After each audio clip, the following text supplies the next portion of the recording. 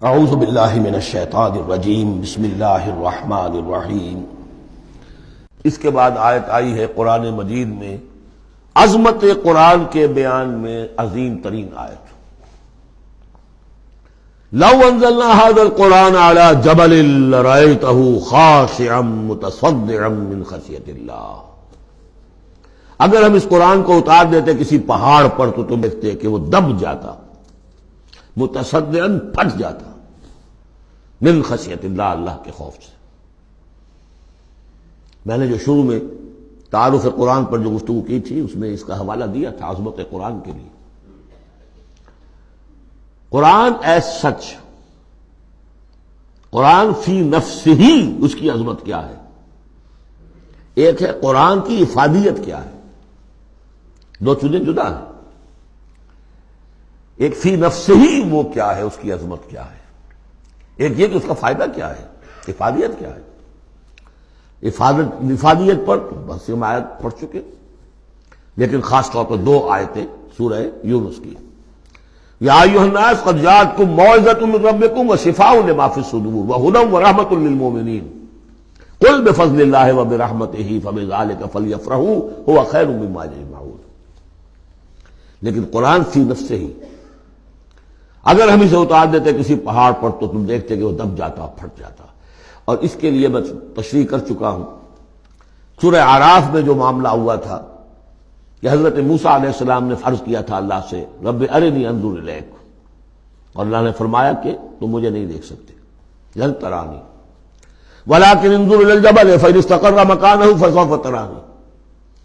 ذرا اس پہاڑ کو دیکھو، ہم اپنی تجلی اس پر ڈالیں گے، اگر وہ سہار جائے، کھڑا رہ جائے اپنی جگہ پر، برداشت کر جائے تو تم بھی سمجھنا کہ ہاں ہمیں دیکھ سکو گے۔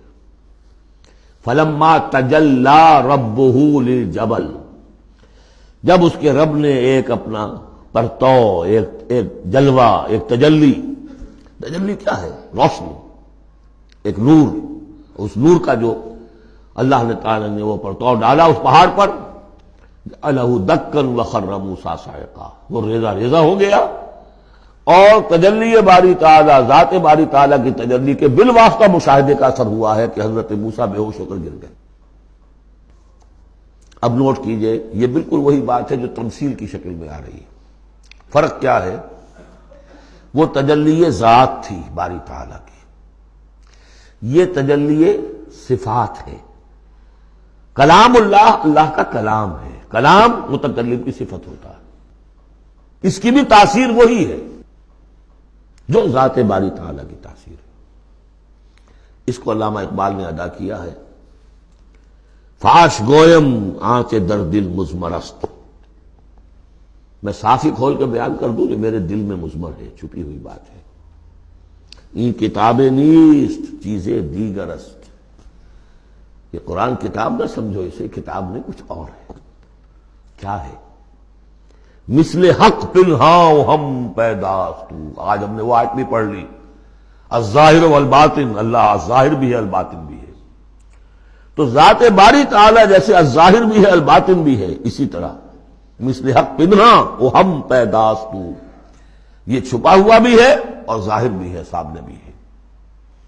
اس لیے میں بیان کر چکا ہوں وہاں سورہ واقعہ میں، لا یمسہ الا المطہرون، جب تک کہ اندر پاک نہ ہو چکا ہو قرآن کے حقیقی معرفت اور معانی تک انسان پہنچ نہیں سکتا، چھلکوں تک رہے گا، ہڈی ہوگی اس کے ہاتھ میں، گودا نہیں ہوگا اس کے پاس۔